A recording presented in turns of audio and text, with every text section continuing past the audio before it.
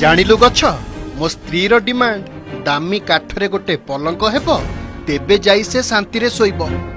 हेले भाई ए खरा दिनटा टिके जाऊ। खरा दिन हेस सूर्य ठारू ताती भारी अधिक रे। हाँ जे एभली समय पुणी काठ केउठु आनिबो? केउठु आनिबी कोन कि रे? तते आउ बारीपटे काई लगाइथिली कि? माने कोन कहउछ तुमे? मु बुझी पारुनी। तू आउ बेसी अबुझा हो ना। बहु आराम कलु एथर तोर समय आसी गला। भाई कोन मते काटी देबो? तते काटिबिनी ताउ मो स्त्री कोन मुंडे रे सोइबो? एथर रेडी हेइ जा मरिबाकू। हे मनीष भाई तुमे एमिति अमनीष कथा केमिति कहउछ? ए सुन निज औकात रे कथाबार्ता कर। तू गच्छ होई मनीष को परामर्श देबो? भाई रे मते सिना निज स्वार्थ पई मारी देबो हेले परिवेश रो कथा टिके भाब तो। केते चढ़ई ए टाण खरा रे मो डाल रे बसा बांधी छथि। केते निरीह पशु मो छाई रे टिके आश्रय नै छथि। थरे कहिची निज जागा रे रही कथा कह। किए मल्ले गले मोर कोन अछि? कोन मो स्त्री ठारू एते दामी माने? अरे मते सुनाइला गप।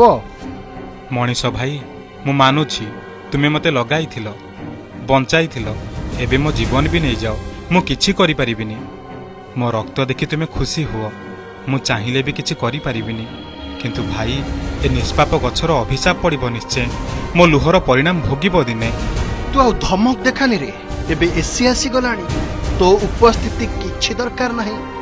तो मल्ला गंडी उपरे स्वामी स्त्री बसी मजा नेबू। ठीक अछि मजा नियो।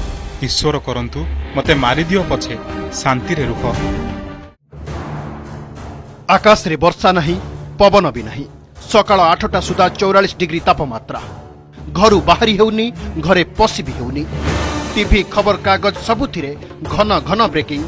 केते छुईला पारद पावर कट रो पुळा पुळा अभियोग।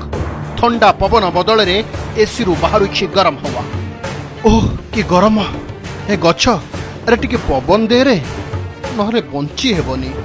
मो गंडीरु की पवन बाहरिबो? जा भाई मो मला देहर पलंकरे बसी पड़िबो पवन बहिबो। अरे कौन एतिकी बेले राग सुझाइबार थिला? मोर तो कथा कहिबार औकात नहीं। मु कि राग सुझाइबी? केवल मु नुहरे जहा देखुची पशु पक्षी समस्ते कलबल। भाई मु भी सेदिन एमान को कथा कहूली हेले उपदेश देबाकू मु किए? मोर भूल होई जाइछि रे भूल होई जाइछि। तार फल मु निजे भोगुछि। एबे तो किछि बाट देखा। भाई बाट केवल गोटाए बंचिबाकू हेले वृक्ष लगाओ नहले तुम पिलापिली पिठीरे ऑक्सीजन सिलिंडर धरी स्कूल जिबे। खेत फाटी आँ करिवो खाइबाकू भी पाइबनी। बेल थाउ सावधान होई जाओ नहले पाउंस होई जिवो जे।